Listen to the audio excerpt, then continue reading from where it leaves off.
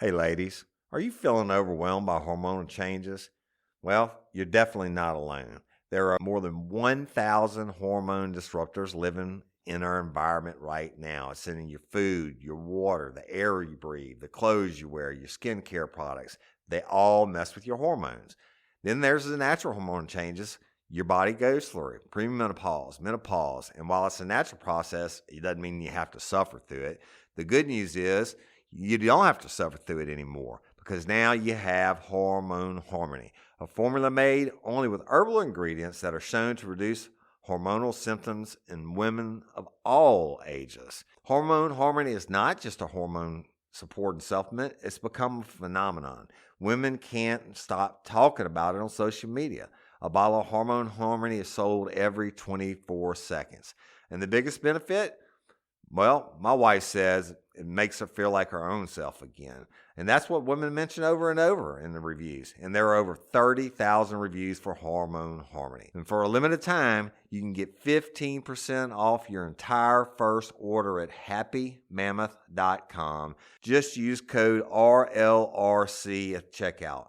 That's happymammoth.com and use code RLRC for 15% off today. That's happymammoth.com and use code RLRC. Get everything for your next project today at Menards and save big money. We carry everything to help you breathe easier. Allergen air filters help prevent seasonal allergy symptoms and improve your indoor air quality by capturing microparticles while allowing maximum airflow. Save big on allergen air filters when you shop at Menards. View the weekly flyer and all of our great deals happening this week on Menards.com. Save big money at Menards.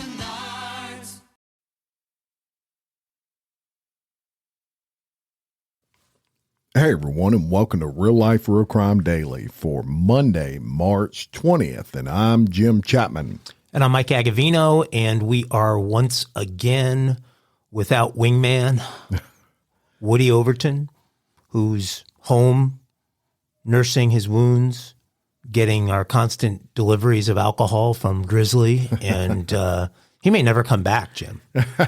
Let's hope he comes back really soon. The audience is very much hoping he comes back. But hey, we're bringing you the current crime, regardless. Let's turn to an interesting story out of Texas.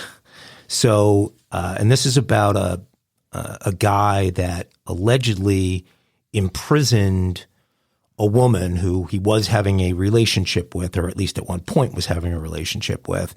He imprisoned this woman inside of his mobile home before she was able to call for help when he left for work. So I guess after a certain point in time, certain length of time of being held prisoner, basically, she decided to reach out. So he was charged with kidnapping last week after allegedly imprisoning a woman inside a Houston area trailer park. The 32-year-old woman allegedly called police for help after Abraham Bravo Segura, age 42, went to work. When officers arrived, a female stated through a window that she could not get out of the home because the door was locked from the outside. This is according to a Harris County deputy, Thomas Gilliland. Gilliland says the trailer home had burglar bars on the windows and a padlock attached to the front door. According to a probable cause order, all of the exits to the trailer were locked, and the fire department had to use power tools to cut through the burglar bars to gain access.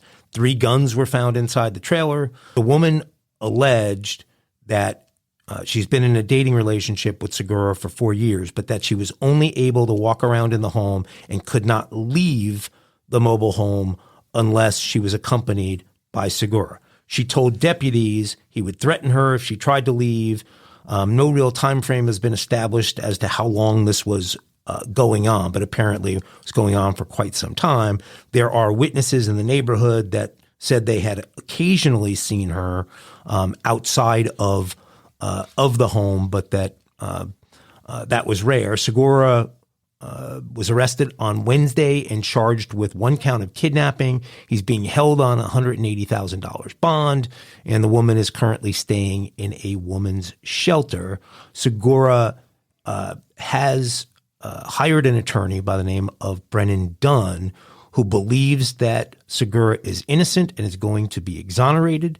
He says, I've spoken to my client and I have the utmost confidence that more evidence currently being investigated will result in the exoneration of Mr. Segura. I look forward to yet again proving that the state, in an effort to curry public favor, moved too quickly to charge my client without having vital information. I don't know how much more information is needed than the bars on the windows of the trailer and all the locks on the exterior preventing anyone from getting out of the inside. I don't know how you work your way around that one. Yeah, that's just an insane story. I mean, it's she was in prison in her own home with a guy obviously who has many problems. Just crazy. But she defined it as a dating relationship for 4 years. So presumably from and that's a quote of hers, there was a point where there was a normal relationship and they were dating. So somehow it went from a normal or semi-normal dating relationship to all of a sudden she is his house prisoner in the trailer. Just crazy. Total control. Can't wait to find out more about that one. Yeah, so we're going to move on, y'all, to a story you're going to want to hear about Tyson Foods.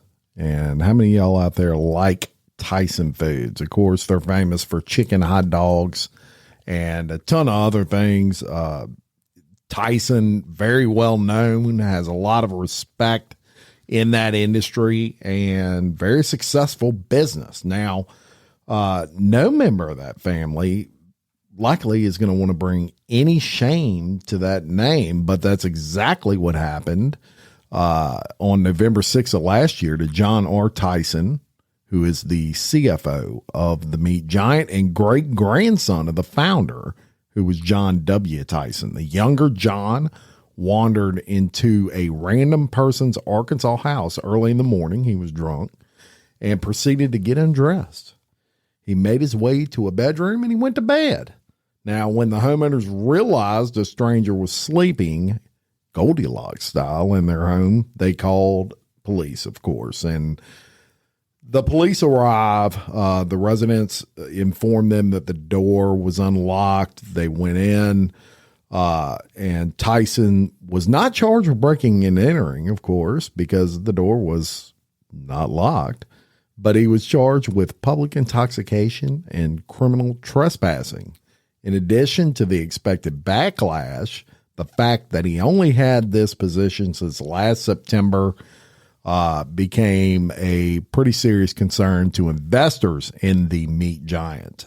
A quick question. I mean, this kind of thing every so often happens, right? Somebody gets completely plowed and makes a mistake and thinks something is their house or their apartment or what have you, and they find it unlocked and they go in and they find their way to a bed. So this guy hadn't, hurt anyone. He hadn't stolen anything. I'm just wondering if it were me and something like this happened, I'd get a huge laugh out of it. Well, they would never find my door open, but I'd be entertained by it. I don't know that I would be looking to have the guy charged and create all of this trouble. Maybe only because, at least in a younger version of me, this was entirely possible. I think if Woody was here, he would probably say a younger version of him. I think he has done that before. I think we talked about that once. So they came down pretty hard on this. Yeah, they did. And look, man, if you come in my house and you start taking off clothes, you're gonna have a bullet in your head. I can tell you the second you walk in, you won't even have time to take them clothes off. So, hindsight's 20/20, and looking at this now, you would probably say, I could see how that would happen or whatever, but it was actually a serious situation. I mean, he could have been shot and killed, obviously. Yeah. But he said during an investor conference that he was embarrassed and that he wanted to take responsibility for his actions. He wanted to apologize to the investors, obviously.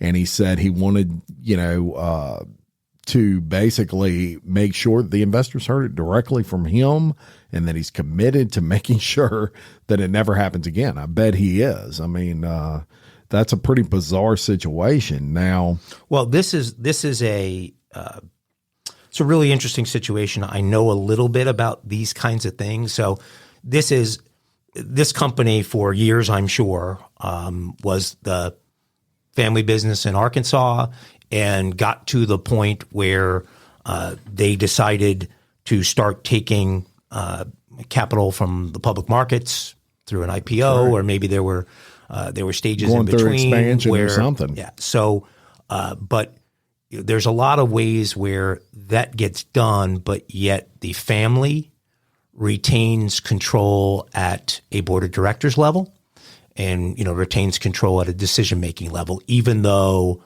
part of the company, if you will, is what they call in the public float. So a portion of the company trades publicly, but yet the family are still the controlling shareholders. And so the family still has a lock on decision-making. And in those kind of situations, you often find a little bit of nepotism. And it would certainly it certainly appears that the John R. Tyson might not have been totally qualified yet to take on the role of CFO within this big a public company, but being part of the Lucky Sperm Club and having the last name Tyson, probably got handed that role long before his time. And so he ends up in a drunken stupor doing this thing, and now he's put in front of their investors to try and instill some confidence in him, because he's relatively new to the CFO position, and he's basically begging forgiveness. That is, that definitely, again, I've worked in this exact environment for a few years with a public a company that had a public float, that had members of the family in all kinds of different jobs they were unqualified for within the business. And it really makes for a very messy thing. And, it's sort of like, watching Succession on is it HBO or Showtime? I think it's HBO, the show Succession. I don't know if you watch it. Okay. But there are members of that family. It's a media company controlled by, public, but controlled by family. And you have members of the family who are competent and scheming. And then you have members of the family who are completely incompetent and scheming. And it makes for a really great watch in the case of Succession. In this particular case, you probably have a bunch of employees at Tyson Foods, thinking that the families may be gone. Well, a little too far here. And it's interesting that you bring that up. And I have a little experience working with kind of on the other side of that. I worked for a family-owned company for almost 25 years, and rather large for family-owned companies, in that it was about $100 million a year revenue company. Now, everybody in that company from a family standpoint was very qualified, and there was none of this tomfoolery that you see here. There was no one in a nepotistic position that didn't really deserve to be there and know what they were doing. As a matter of fact, this company was so adamant about it that the original founder of this company made all his kids go to work for competitors' companies first, so that they would see what it was like to work for other people. It was very important. So that's kind of the right way of doing that. And I remember having a conversation one time, and the company I worked for made great profit, and they knew how to manage money. And I said, man, you need to start issuing some stock to all of us, and we want to buy into it. And he said, Jim, you know why companies go public? And I said, why? And he said, they want to expand and they don't have the money to do it. we have the money to do it. We're not going to give it to anybody else. And that is the way to properly run those things. So, just a crazy situation there. And then to tap it all off, though, you might be surprised to know that they're not the only Arkansas meat company in a little bit of a bind. There's a company there called Beyond Meat, and their former chief operating officer left the company after being arrested for assault. What did he do? Well, he was arrested in September on charges of terroristic threatening and third-degree battery after he bit a man's nose following an Arkansas college football game. Nice. Suey, as my Arkansas friends would say. He was released on an $11,000 bond, according to court documents. So apparently this is something in the Arkansas meat industry that these guys can't get right. And so this guy, Ramsey, got fired for biting the whoever he... It doesn't say whether he got fired. It just says that he left the meat company. I would imagine he was asked to leave, but definitely not working for them anymore after biting a man's nose following it. You know. I mean, but it is Arkansas, and it was a bite on behalf of Razorbacks. I'm a little surprised that he got shown the door there, but at least there's not. It doesn't. He did get a third-degree battery charge there. Yeah. So both of these actually ended up being crimes. But I mean, I think the larger crime in the main story on Tyson is nepotism and putting an unqualified family member in a role like that. And hopefully he grows into it. I hope so. On a lighter note, let's travel to Oklahoma, where you're not going to believe this one. 53-year-old Oklahoma man Larry Doyle Sanders was going, I think they call it hillbilly hand fishing. Mm-hmm. You ever watch that show? Oh yeah, I've seen it. So this is a big thing in them parts. And I've watched it a few times. It's pretty cool how they do this. But anyway, he was going hillbilly hand fishing last summer and at the South Canadian River with his friend Jimmy Knighton. The two eventually got into a big argument. So big an argument that Sanders strangled Knighton to death. And you might ask what could cause such a significant argument between hillbilly hand fishing friends. And Sanders came home and told his daughter what he had done. She called the police. The police went and found Knighton's body the next day near the river. Sanders told the authorities, here's the reason for the big fight, that Knighton had threatened to feed him to Bigfoot. Knighton had threatened to feed him to Bigfoot. And because of the threat of being fed to Bigfoot, he decided to kill him in self-defense. That's love. Knighton's murder was brutal, according to police reports. Sanders struck his friend with fists and sticks, and the two fought for a long time before Sanders finally squeezed the life out of Knighton. According to Sanders, Knighton had summoned Bigfoot to kill him, and the monster appeared before Knighton attempted to escape. So not only was the threat of Bigfoot made, apparently Bigfoot was front and center on scene. Not wanting to be eaten by Sasquatch, who would want to be, Sanders murdered Knighton so that Bigfoot would focus on the easy prey. Oh, so the idea of murdering Knighton was so that Sasquatch would have something to eat that wouldn't fight back. I mean, that is sense. Self-defense. That is naturally self-defense.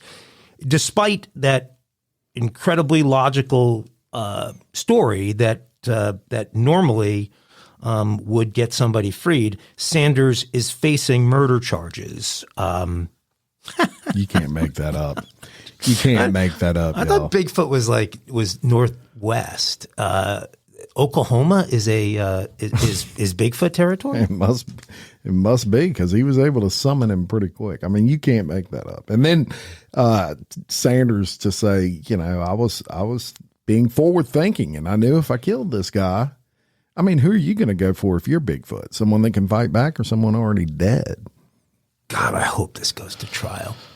I mean, I hope this goes to trial, and not, I hope this guy doesn't go for insanity. But can you see the defense putting on the defense is presenting like fake footprints in the mud of Bigfoot and all this stuff to say that Bigfoot was there. And I think there have been some court cases involving the existence of Bigfoot and lawyers trying to present proof of his existence, but that is too much. Totally bizarre. And they had a show years ago with Finding. Yeah, and it gets squatchy. It's time to get squatchy, and it's just insane. Just insane. Although I was entertained by the show, I must admit. I never caught an episode. I think it's still out there, though. I may have to. Well, all right, y'all. We're going to tell you about a little local to us crime news anyway. In Lafayette, Louisiana, a man who mimicked Jeffrey Dahmer in an attack on a gay man has pled guilty in court. A Lafayette man who admitted in federal court that he lured a gay man to an isolated home and attempted to murder him has pled guilty to parallel state charges on Wednesday and was sentenced to 45 years in prison. Chance Seneca, 21, was sentenced to 40 years without the benefit of parole, probation, or suspension of sentence for attempted second-degree murder, and then they tacked on another 5 years for committing a hate crime. The sentences will be served consecutively. So Seneca's entire period of state incarceration will run concurrently to his 45-year sentence in federal court. The 21-year-old was given credit for more than 2.5 years he spent in custody, and he was originally arrested in 2020, which will slightly reduce that prison time. Now, the sentence was laid out in a plea agreement, and 15th Judicial District Court Judge Royale Colbert presided over the plea change. The procedural matter was handled in about 10 minutes. The victim, Holden White, and his family were not present after previously giving extensive statements in federal court. Seneca met White on 2020 through the dating app Grindr. You familiar with Grindr? Shocking. Never heard of Grindr, a dating app geared towards You've never heard of Grindr? Never heard of that. Really? No. Okay. A dating, and I can see why, getting to this next sentence, a dating app geared towards LGBTQ people. He used the app to groom White and gain his trust, promising to take him on an old-fashioned date.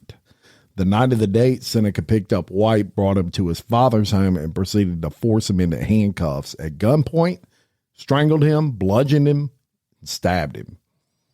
He then attempted to dismember him, an act inspired by serial killer Jeffrey Dahmer, who Seneca idolized. He was unable to complete the crime, called 911.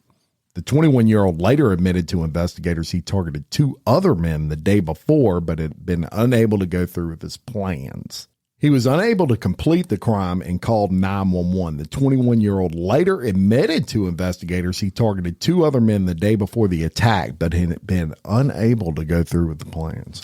I'm sure Dahmer has disowned him as a mentor based upon his inability to execute. Yeah, I mean, wow. These dating apps, man, we cover current crime here, and you see a lot of current crime with people meeting people on dating apps. Well, and that's why I'm surprised you haven't heard of Tinder, because it's... this one was called Grindr. I've heard of Tinder. I'm sorry. Grindr, I meant. Because never heard of that. You hear those kind of things coming from there. Spark something uncommon this holiday with just the right gift from Uncommon Goods. The busy holiday season is here, and Uncommon Goods makes it less stressful with incredible hand-picked gifts for everyone on your list, all in one spot. Gifts that spark joy, wonder, delight, and that's exactly what I wanted feeling. Hey, y'all, I ordered a super cool piece. It's a candle with a sculpture of an LSU Tiger Stadium on top of it. And each officially licensed laser cut wooden replica features up to 4 layers of detail, creating a bird's eye view of a specific football field, seating section, and more. And every label includes your stadium's name, the team's logo, and school location. And it has a coconut, soy, vegan wax infused with sandalwood smell that creates tailgates and touchdown scent profile, reminiscent of game day. It's invigorating like fresh cut grass and nostalgic like smoke from a pre-game grill, and calming like the crisp autumn air of a new semester on campus. Y'all, I love it. I have it at the base of my TV, and I'm ready to watch the Tigers play on Saturday night, right? Uncommon Goods. Look, when you shop at Uncommon Goods, you're supporting artists and small independent businesses. And many of their handcrafted products are made in small batches. So shop now before they sell out this holiday season. Uncommon Goods looks for products that are high quality, unique, and often handmade or made in the U.S. They have the most meaningful, out of the ordinary gifts anywhere. They even have gifts you can personalize. From holiday hosts and hostess gift to the coolest finds for kids, to hits for everyone from the book lovers to diehard sports fans. Uncommon Goods has something for everyone, not the same old selections you can just find anywhere. And with every purchase you make at Uncommon Goods, they give $1 to a nonprofit partner of your choice. They've donated more than $3 million to date. So to get 15% off your next gift, go to uncommongoods.com/RLRC. That's uncommongoods.com/RLRC for 15% off. Don't miss out on this limited time offer. Uncommon Goods, we're all out of the ordinary. Hey, y'all, let me tell you about Gobble. All Gobble meal kits are pre-prepped. That means less work for you and less waste in your kitchen. Their meal kits include everything you need so you can save time at the store or just skip that trip entirely. I got the box in and I had 3 different meals. I had a Kung Pao chicken, crispy fish tacos, and a beef bourguignon, however you say it. But let me tell you about the classic beef bourguignon. Look, it came with beef pot roast and a beef broth concentrate, red wine demi-glaze, cremini mushrooms, cipollone onions, mashed potatoes, baby carrots, and rosemary thyme butter. It was so easy to make. Literally like 15 minutes it took Cindy. And let me tell you something, and all the dishes were fire, but this thing was like a taste explosion in my mouth. It's just unreal. We've got to spend more time together and more time doing the things we love because everything came in this one single box right to my door. So see what a difference Gobble will make for your household. Right now, they're offering my listeners a fantastic limited time deal. You get $120 off across 4 boxes plus free shipping and free cookies. And let me tell you, those cookies, I ate one that was sin baked and it was delicious. Go to gobble.com/real life. That's GOBBLE.com/real life for $120 off your first 4 boxes. This offer is not available on the home site, so don't miss out. This is genius. It's taste explosions in your mouth like you never had. So let's go to a story with a happy ending, okay? And this is a 13-year-old girl who was abducted in Dallas, who was actually found safe in North Carolina. The missing 13-year-old from Dallas was found last Friday, locked in a shed 1,000 miles away from home after being abducted and then raped by a man she met on a social media platform. Don't know what platform that one was. The police found the teen in Lexington, North Carolina, in a locked outbuilding on a property. Jorge Ivan Santos Camacho, age 34, was arrested on charges of abduction, human trafficking, and statutory rape, with other charges still pending. He's currently being held in Davidson County Detention Center on $1,250,000 bond. Here's the story here. On Friday at 6 p.m., the sheriff's office in Davidson County got a call from the Greensboro FBI. The Greensboro FBI let them know that a teen had disappeared from her home in Dallas, Texas, that she had been chatting with a man she met on a social media platform. Surveillance video showed a car by the teen's home that was registered to an address in North Carolina. So the connection between her behavior on social media and who she was interacting with, and I'm sure the actual communication there, and the surveillance video that showed a car with North Carolina plates in this Dallas neighborhood. Those two things were connected. They traced down the car from North Carolina, and this is what happened. They got an address, and investigators surveilled the property in North Carolina and pulled over a car leaving the property, doing a routine traffic stop. And police said after speaking with the driver, investigators were able to determine that the teen was being kept in a building on the property. Others who lived on the property told the Dallas television station that Camacho lived in the shed on the property, so the room where she was being held, that it was his room. The teen girl had been missing since March 1st. The sheriff said that the department's caseload involving minors and social media platforms has skyrocketed since 2021. Boy, that's fortunate. I mean, that's really fortunate. So were it not for that surveillance video that showed the car with the Carolina plates, she's no longer with us. That's right. So great work to bring that to a happy conclusion. Absolutely. And another little story here for you. An 11-year-old boy was detained when he punched his grandmother for refusing.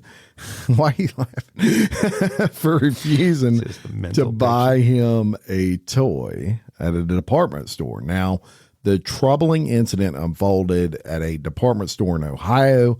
Local police were sent to the scene after a call came in regarding an assault in progress. The boy tried to land a second blow, but his grandmother managed to flee away from him. Fast grandma. A witness called 911, and Ohio police took the boy to the Juvenile Justice Center in Montgomery County. While it's unknown whether the grandmother was seriously hurt, she claimed she was afraid of her grandson. I would be. Yeah. I mean, the 60-year-old grandmother told officers that the child punched her in the nose when he asked for a toy, and she said no. Spoiled anyone? I mean, really? It depends what the toy was. Yeah, well, while it remains unknown if the male desired it for himself or he wanted it as a gift, come on now. He wanted that for himself. You don't punch your grandmother if you want to buy it for your best friend, right? The toy in question was a Rock'em Sock'em All right. robot. There you have it. Rock'em Sock'em robots. Yeah. Wow. Yeah. Did you ever have Rock'em Sock'em I robots? did. Were you good? I was good. I was a badass with that thing. I was pretty good with it. Okay, then the boy's 11. First of all, I don't know a grandma that refuses that her 11-year-old grandson and, Rock'em Sock'em robots. I mean, come on, grandma. I would have, I'm not justifying the punch. I'm just saying that is we're talking about robbing masculinity from our youth in this country. Every 11-year-old boy should have Rock'em Sock'em robots. Yeah. They should. That's right. And so this red-blooded American 11-year-old wanted his Rock'em Sock'em robots, and grandma denied him. Does it justify the punch? No. No. You don't punch grandma. But you don't ever punch grandma.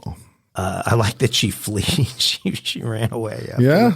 After the he was going to get her punch. a second time too. He was little Mike Tyson here, and just a crazy story. Okay, but who calls 911 watching a grandma and her 11-year-old grandson in a fight? I mean, you walk over, you grab the kid, Right. you pick him up, you separate him from grandma, and you figure out what the hell's going on. That requires 911. No wonder our police can't get to real crimes in a timely amount of time. They're busy responding to 911 calls over Rock'em Sock'em robots. Yeah. Stupid. Just totally. So That just took over the dumbest story of this episode. It passed It did. It surpassed the murdering hillbilly hand fishing guy who was afraid of Bigfoot. I mean, that's, well, okay, it's close. It's close. I don't know if it quite reaches that level. It probably doesn't pass that, but it's close. It's second. Yeah. Yeah. So, Mike, have you ever heard of Andrew Tate? I've heard of him. I don't know much about him. I know the kids do a little bit, and I saw one thing on Twitter last week that caught my eye, but I'll be right here with the audience here. Educate us.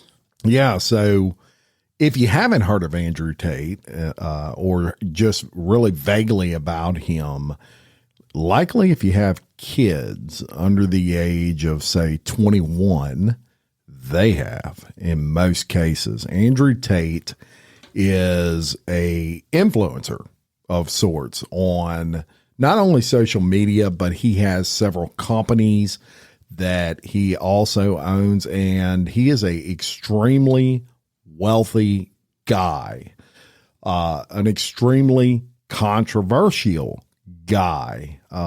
He has self-described himself as a misogynist. And he first rose to fame, y'all. He was on Big Brother, the British version of Big Brother in 2016. That's kind of where he got his name out. He was a kickboxer and actually a well-respected kickboxer. He was good. His record was something like 49-1 or somewhere around there.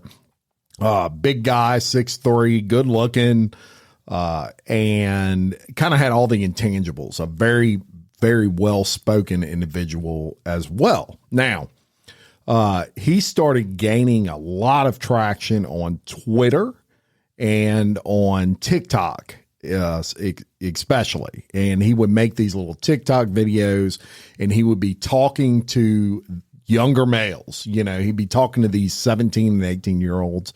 And Tate was a big and is a big believer in the masculinity problem. He thinks that a lot of society's problems are caused by the demasculization of men.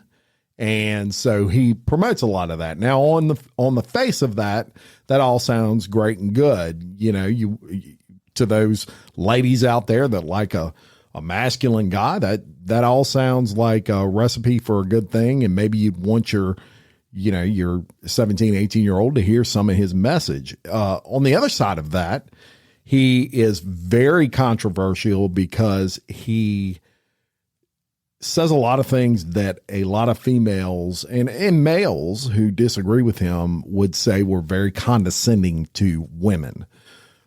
So I have a couple clips before we get into Andrew Tate that we're going to play. And the first one I'm going to play for you right here is a clip of him, and he was asked a question about great advice he had in his life.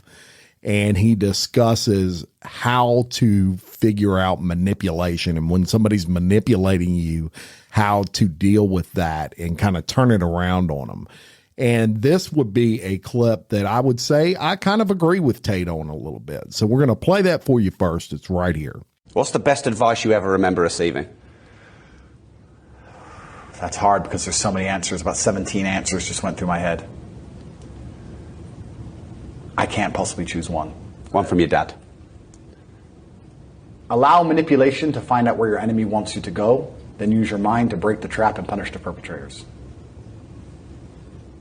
And I have to elaborate. So I know that's it's fine. General, but the reason that's so important is because if you don't know where your enemy wants you to go, you might end up there on accident. If you don't allow your enemy to tell you what they're trying to do to you, you might accidentally end up where they want you to be. So you sit there and you listen to their bullshit head to toe, and you say why. You don't even ask why. Listen to their bullshit head to toe and say, okay, I agree. What do you want me to do? And when they tell you what they want you to do, you use your mind to break the trap and you punish the perpetrators. Because once they've told you what they want you to do, you can make sure you never fucking do it. If you never get them to tell you that, they might get you there another way. You might take the B road, right? They might say, we want to get him to do this way. He doesn't believe it. Well, then let's tell this lie. Now he's doing it. So you allow manipulation. Find out where your enemy wants you to go, and use your mind to break the trap and punish the perpetrators. Now, if you just listen to that, and whether you're male or female, it'd be hard to disagree with that's a pretty good strategy to figure out if someone is trying to manipulate you. Although intense, you can probably already tell that Tate is a very intense individual. So that being said, there have also been a lot of things, as I've said, that he's talked about females and where he believes their role in society should be. And I'm going to play another clip for you. This clip would show you the other side of Tate and maybe something you wouldn't agree with. How do you feel about women serving in the military and stuff like that? I think that's the biggest mistake a female could possibly make. Why the fuck would you do that? Yeah. One, you're shit at it. Yeah. Yeah. That's the first thing. Yeah. Like anyone who's out here who's actually been through something, as I have, knows that when the fight goes down, you need the women protected in a way. You don't need the screaming in your ear, right? So they're shit at it. Mm-hmm. That's the first thing. And the second thing, it's part of the psyop. They're masculine. In the Western world, they are trying to turn females masculine. It's not an accident. None of this is an accident. All of this is done very, very purposefully. And it's to destroy the will of man. The reason I feel compelled to say the things I say and do the things I do, et cetera, is because I live in a country where there's no femme-centric government that's going to come and destroy me. And also in my relationships with females, there's no woman telling me, Andrew, just put the mask on. Andrew, just be quiet. Andrew, it's late. Don't lose your job. Andrew, the kids, blah, blah, blah. They're just sucking men down the pit. Okay, so you just heard that clip, and that's something that I didn't like. I'll be honest with you. I think that he is not giving, number one, enough credit to females. And I know a lot of badass females in this world that would be just fine standing next to Tate in a foxhole and all of those sorts of things. And I think the issue with that clip for me, Mike, is he is prejudging females as a species. And I think that's kind of an issue. I think anytime you prejudge anybody, it's an issue. And then to put it out there, yeah, there's some guys that I know that I wouldn't want in a foxhole next to me. And not every woman that's going to be in a foxhole next to me is going to be screaming in my ear, panicking. And I think he threw them all in the same pot. Yeah. The chauvinism is pretty heavy there. How does he describe himself? What is he supposed to be? What's his mission? So his whole mission in life is that he wants to bring back the masculinity in men. He feels like this generation specifically coming up is a bunch of softies, right, as far as males. And he's correct about the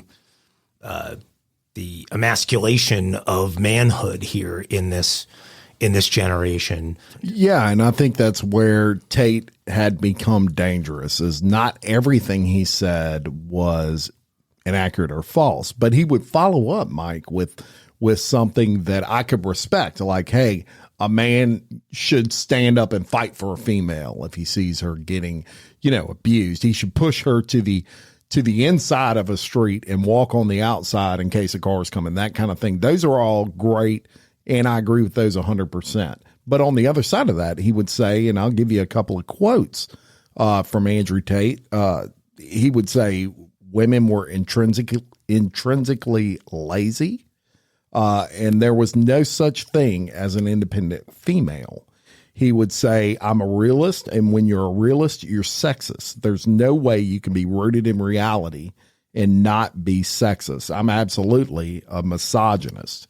So on its face, comments like that are bad, right? But Twitter is not going to shut me down, or TikTok or Facebook or anybody because Jim Chapman said that, because Jim Chapman doesn't have 12.6 billion views on his TikTok, but his 12.6 billion with a B of his TikTok. With a B. As a matter of fact, so powerful, his net worth is estimated at over $300 million.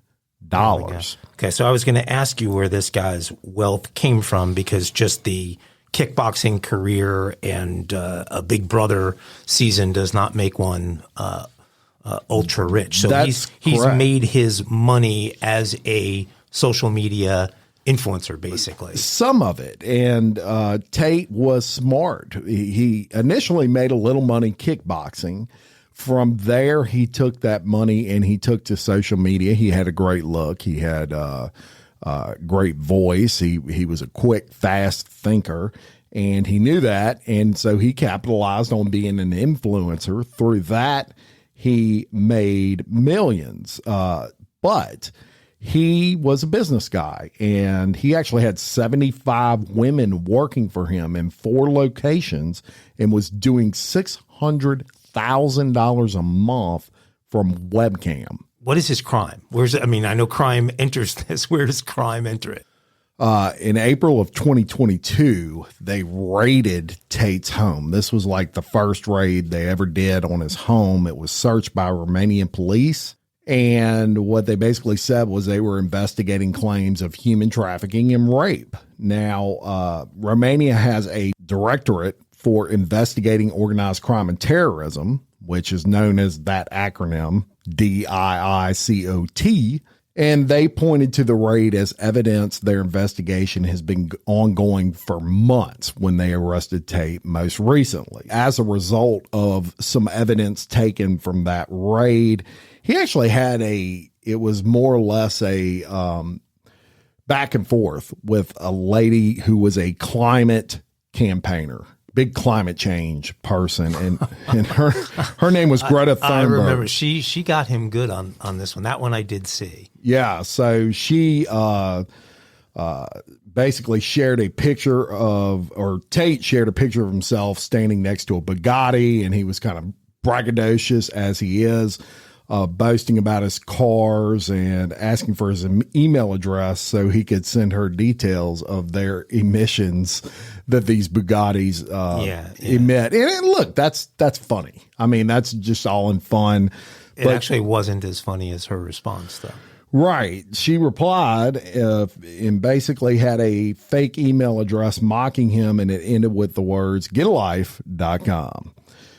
Becoming one of the most liked tweets in history, believe it or not. Well, what she did was she made a small penis joke in reaction to the Bugatti brag. So that's what got that thing to go viral. I mean, she was cute in her adolescence. She's become, in my opinion, pretty annoying out there. But this time she squared off and held her own, more than held her own. Yeah. And, at the point that this is going on, the police were already kind of on the case with him. Obviously, they had already searched his residence once. And so he got frustrated with her. He follows up with a video. He's smoking a cigar, and he tells her to get a life. He has passed a stack of pizza boxes, and this is the key. And they had Romanian branding, and the Romanian branding on the pizza boxes is how police figured out where he was, because he was they claim he was in hiding at that time.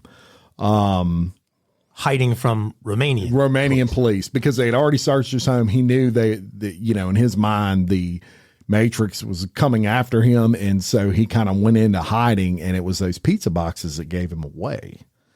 So in December 9th of 2022, that's when they arrested him and his brother, and then 2 Romanian women in addition. And as we said, they got held on suspicion of human trafficking, rape, and forming an organized crime group. Initially, they said, hey, we're just going to detain you for 24 hours. They then extended that to 30 days. And then in January, they added another 30 days. And so February 27th, they were supposed to get out. Well, the Tate brothers appeared in court on January 10th, lost their appeal about the extension of all these, detained timeframes that they were being detained. And they have lost yet another request. And so at the end of March, they go up again to try to get out of this, or at least get released on bond. Mike, there's not a whole lot of evidence of what they're talking about they did. They do say there's 5 women that are saying they were sexually exploited by Tate, but they're not saying he did something to them sexually. They're saying he exploited us by putting us on webcams and things like that. So When they say webcam, this is like a fans only kind of thing. That Only fans, only fans, whatever. It's similar to that. So you can tell Mike doesn't go on these things. That's right. It's similar to that, except for these are live. So it's webcams where, and I only know this from the news, y'all. I don't have any personal experience, but these women are on a live camera and they're in a room and they're doing things to themselves or with somebody else. And, you can communicate with them. Okay. So I started watching this because I was looking for your Malaysian airline documentary, which I did find and watch, by the way. And I'm more confused than I've ever been after watching that thing. But, it was a great but I happened to stumble on a documentary on Pornhub. I saw they had one. I hadn't watched it, but I saw it was I trending. I just have no understanding of how all of that worked. And so it's interesting. But it sounds like the thing you're talking about here is basically what Pornhub does, because that's live. I guess basically the same thing, but it was Andrew Tate's company and not Pornhub's. Okay. Pornhub's legal in Canada, right? They're based in Montreal. So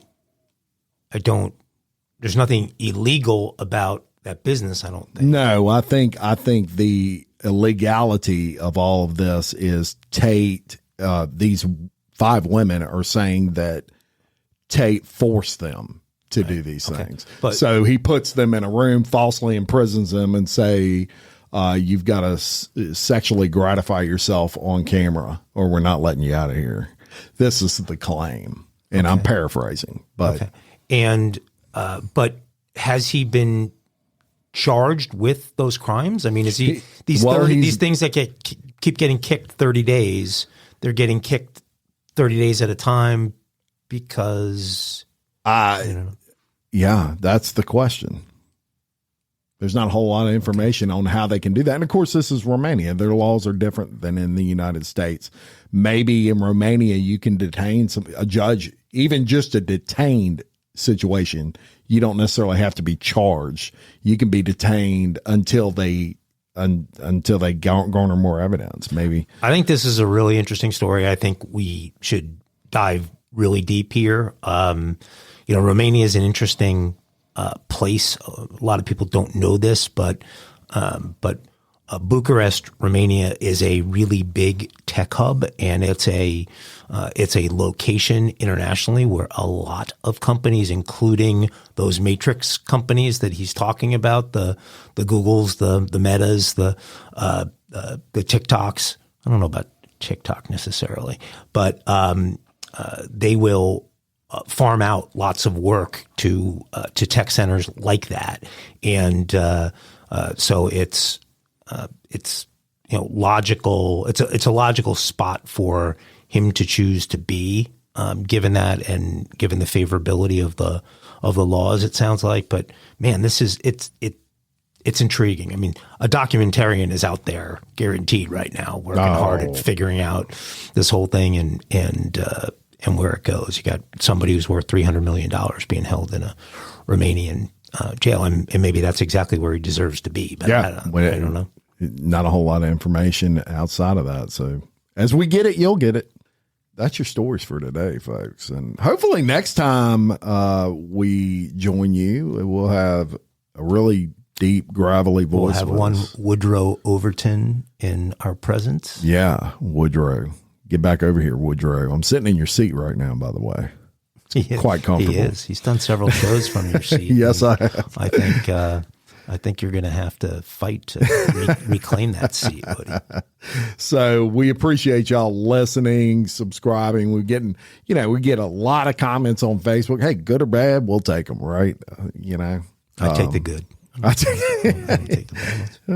I'll take them all. I mean, I like to know what people out there are thinking, but we appreciate y'all watching. Hopefully we've been able to, in the Woodster's absence, at least keep this thing from sinking. Right, Mike?